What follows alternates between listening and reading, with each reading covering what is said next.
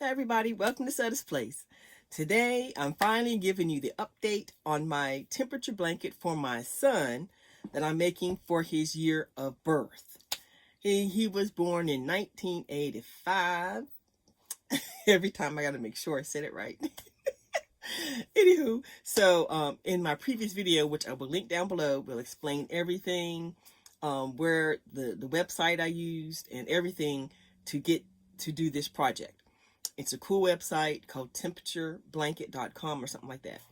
And it pulls out the number. You tell it how many stitches you want, what colors that you want, the year, the place, and it pulls all the temperatures. It tells you the highs and the lows, the averages, and it tells you how many stitches to do for what kind of pattern. You could choose what pattern you want.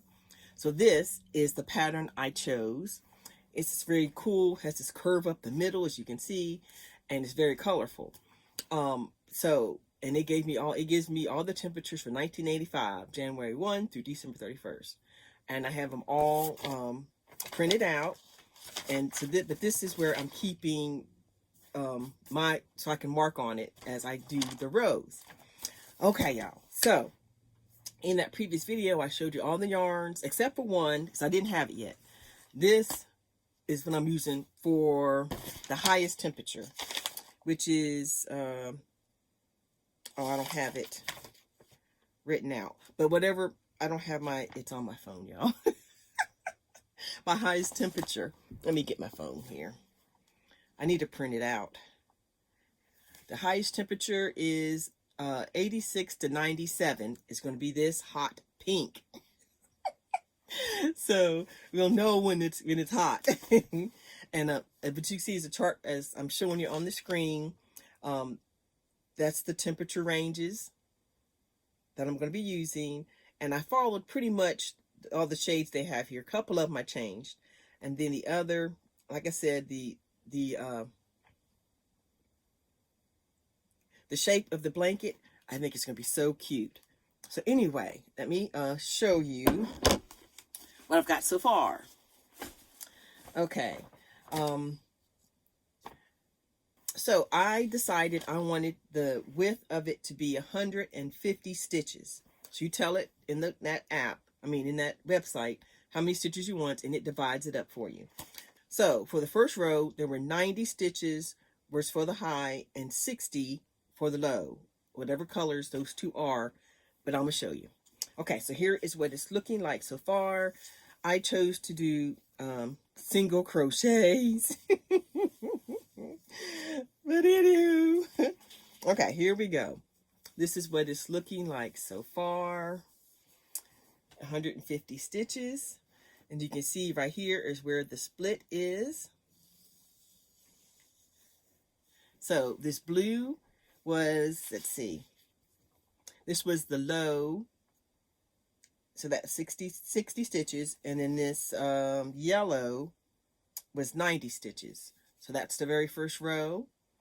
And then the next, as you can see, is the purple, which is grape on my yarn. It was 60 stitches. So the first few are exactly the same, 60 stitches and 90 stitches across.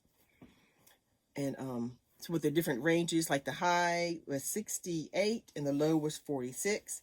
Next time it was the high is 64 and the low was 44. So that's why it's such a different color.